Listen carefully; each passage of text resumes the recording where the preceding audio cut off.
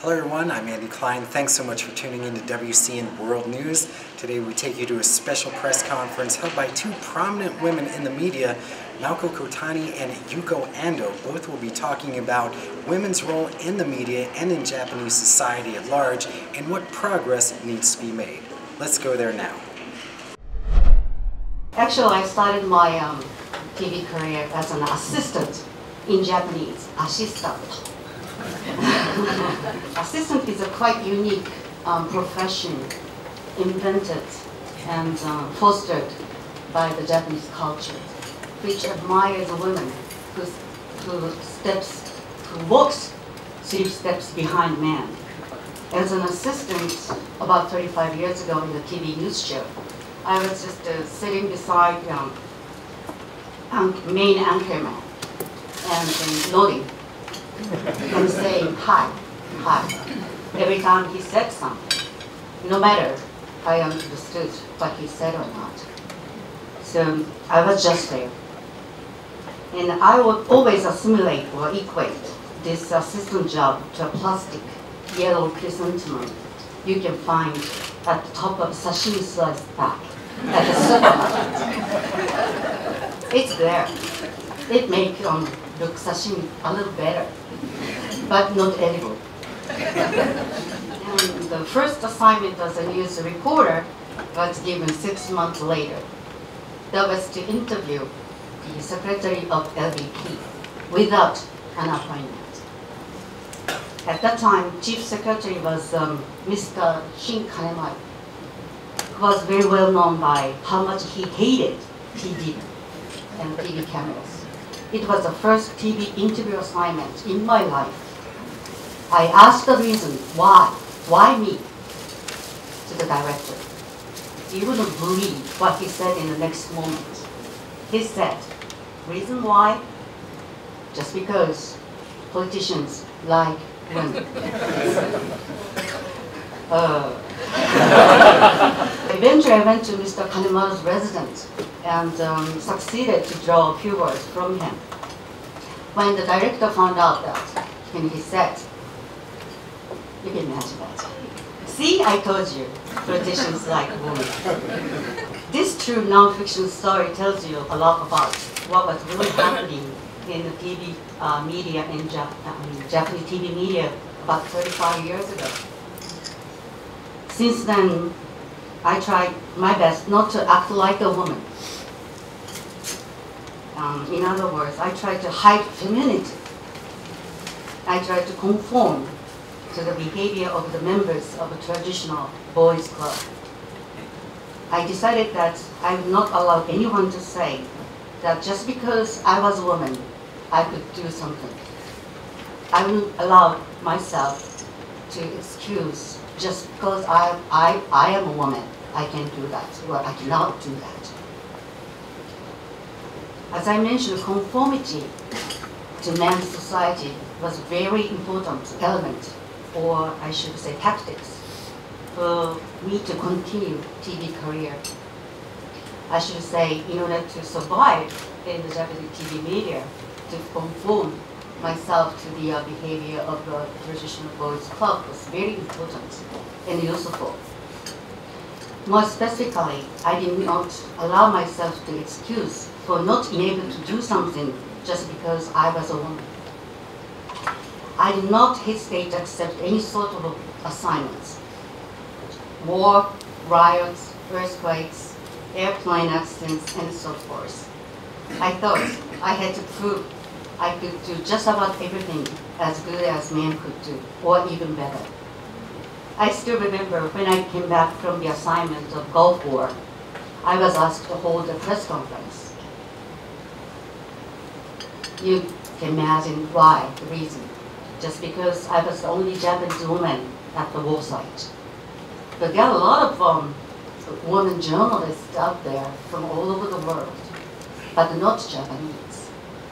That's the only reason I had to have the press conference, is underestimation of women's capability by women themselves. The tendency of underestimation is deeply connected to the Japanese traditional value toward the Japanese woman. As I mentioned at the beginning of this speech, women should walk 3 steps behind men, and being a good wife and a mother in the first place. Women should be a sweet existence under the protection by men. In this sense, also women in TV should behave like an ideal sweet assistant or supporting to the king. Women themselves believe they should behave like that. Otherwise, they will not be accepted by the viewers. The underestimation of the capability of women by themselves, that really banning them from saying what they want to say. I'm now at the age of 55. I don't have to really confess about my age, but I'm now at the age of 55 and no longer kawaii anyway. So may have to find alternative tactics to survive through in the Japanese TV media. If you have any suggestion, I'm very more welcome to hear that. And I'll take any sort of questions about the media. Thank you very much.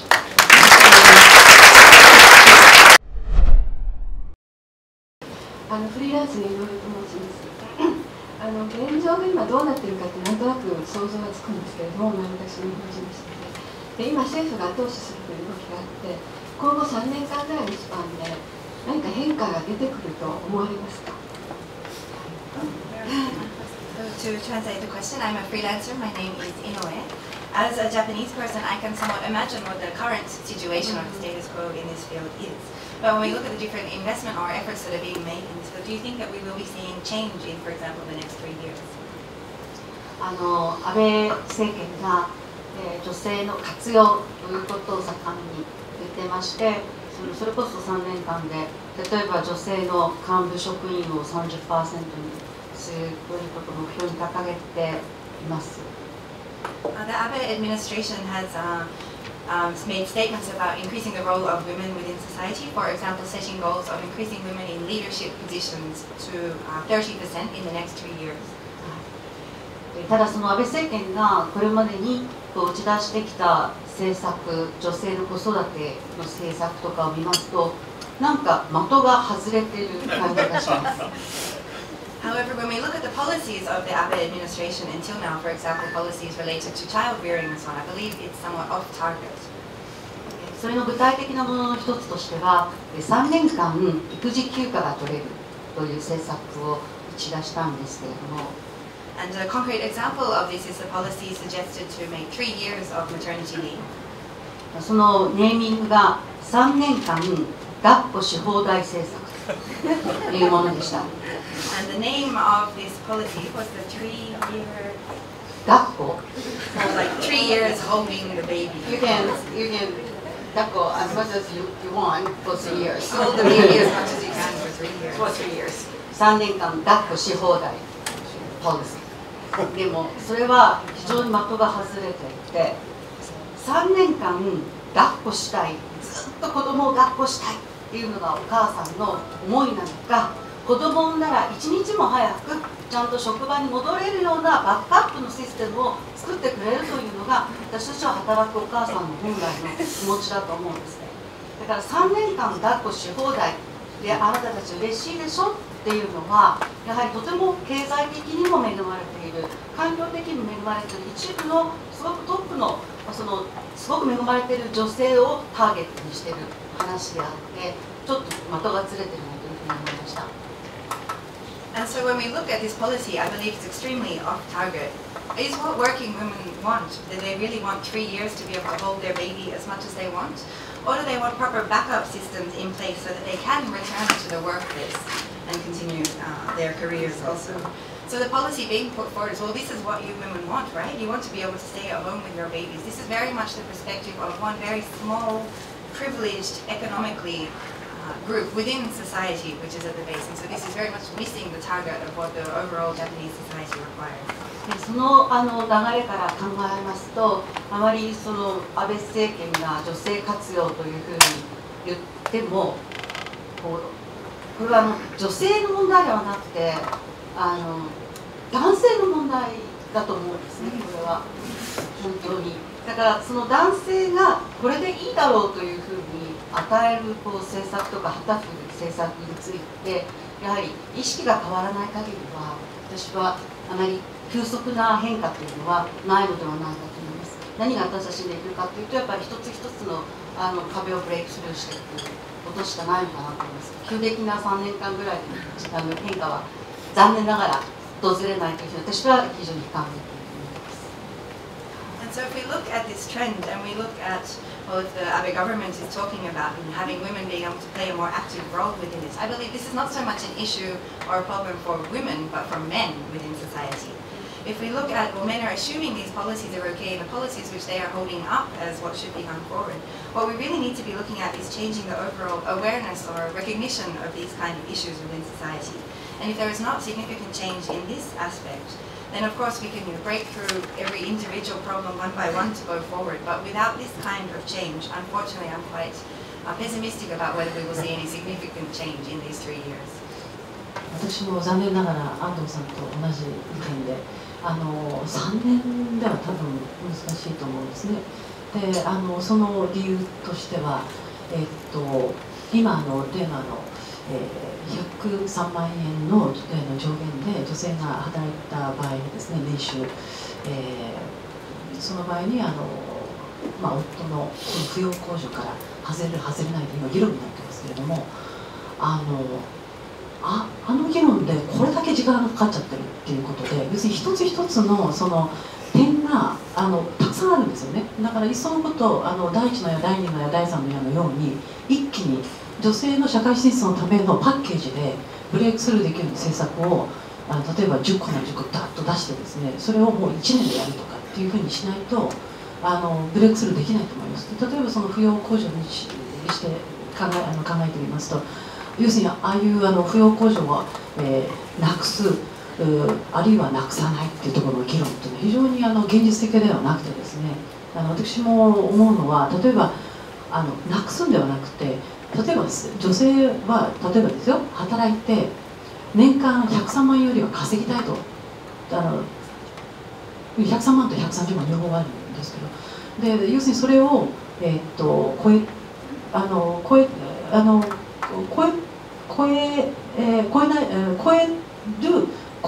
た上で超えさせたいだから増やしたい。みんな女性は働いてて月々10万よりも20万欲しいわけですよね。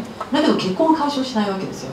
結婚は解消したくないわけですね。で夫の扶養控除のままでいたいっていう人もいるわけです。だから夫の扶養控除を外れたいっていう人もいる。だからその扶養控除を受けるか外れるかっていうのは選択制にしてあげて、それでかつ例えばリミットをですね、100万円台にしないで103万とか130万とか言ってないで500万にしてあげるとかっていうことをすればですね、うわーっと今結婚して一旦例えば育児一度はしてたんで仕事辞めましたって言ったような人も戻ってくると思うんですよね。だからそういう非常にその現実的な政策の落とし込み方っていうのをしてないので3年では難しいと思います。はい。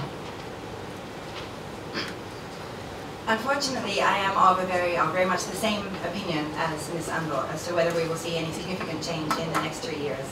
The reason for this, to give a concrete example, is, for example, if we look at the current debate on the policy about whether a woman's salary or a woman who is earning more than 1.3 million in their annual salary should be still included under a dependency under the husband within the household, for example. There's so much time being spent on this debate at the moment, on this one point within the whole policy discussion, when we have so many points that we need to be looking forward to. If we're looking at what Mr. Abe is putting forward within his first, second, third hours and so on, if we're spending so much time on this one single point about the dependency allowance or dependency exemption and so on, we need to be looking at not just one point but 10 points through in 1 year and having a much more rapid progress in this policy debate. And without this, we will not see any particular breakthrough in changes within this policy.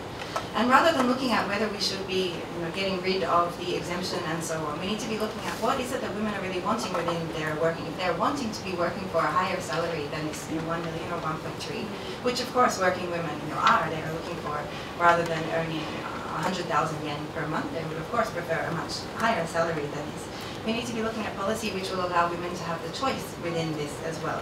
If we're looking at the situation of childbearing, for example, policy which will allow children to go back to the workplace if they are wanting to. And these realistic policies with choice included is very much what's needed. So unfortunately without this, I find it very difficult to imagine that there will be significant change in this time frame. It sounds like it's a very top-down approach in Japan for change, and that seldom happens with suffrage movements, civil rights movements. So what kind of participation and action is needed on the ground, grassroots level, and what can men specifically do to help equality in Japan?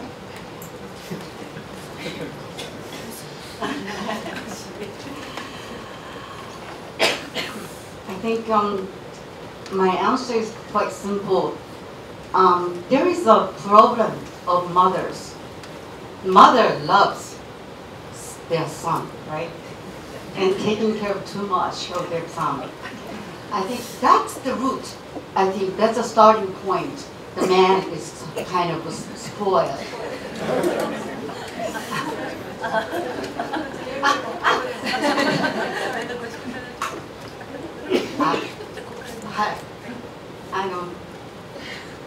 そう、お母さんがあまりにも息子を大事にして、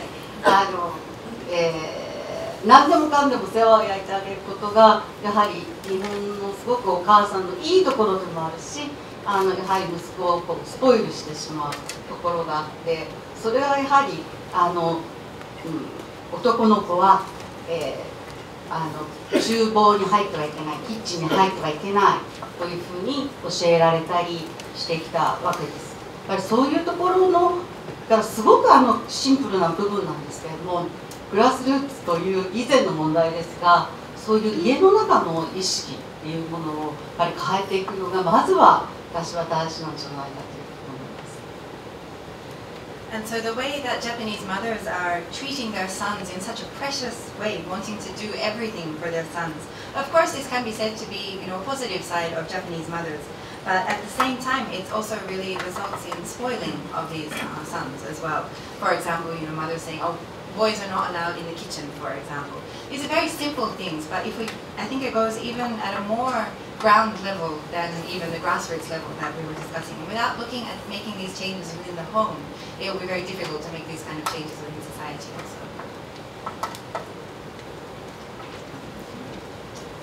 今の安藤さんのティップが2つ具体的なお話しさせていただきますと、この間品川女子学園のウルフ氏校長にお会いしたときに、今の母親と息子の関係で、特に日本の場合は、男の子が寮に入っているとそこに掃除に行くお母さんがいるとで絶対にその男の子とは結婚してはいけませんよっていうふうに品川女子学園が教育してるんですね。そんなね、お母さんが掃除に来るような男性は絶対に結婚してもいいことないって、そういうだから女性のそのマインドをずっとこう教えてらして、で彼女たちはもう28歳目標っていうので、28歳までにとにかく子供を産む、キャリアを積むっていうことを教育してるんですね。で品川女子学園の女性たちは非常に賢くて強くてですね、でも校長先生に対して何て言ったか、ある日何て言ったかっていうと、校長先生もう私たちはいいから男子校に行って男子を教育してくれるっていうぐらいの感じなんですけれども、でもう一つはですね、日産のゴーン社長に、私がこれ何年前だったかはちょっと忘れましたけど、食事ご一緒してた時にゴーンさんねって私に言うと、女性っていうのはやっぱり例えば結婚して家事をして家庭を守る、で子供を生まれれば産んで育てるっていう、やっぱりこう男性と女性のファンクションの役割の違いがあるので、やっぱりそれでいくべきではないかと思うって言ったら「君古いよ」って言われてその考え方絶対古いから変えなさいっていうのが7、8年前で、そこから一生懸命自分の自己改革をしてですね、間違ってるっていうので、やっぱり私自身も結婚したらやっぱりこう仕事をしながら家の中完璧にしないといけないっていう、でそれでもう自分の首絞めていくわけですね。だからやっぱりこう男の子の感覚も変えていかないといけない、日本人の男性の。やっぱり厨房にも入る、家事もするということを若い頃から教えて、お母さんの助けを借りない。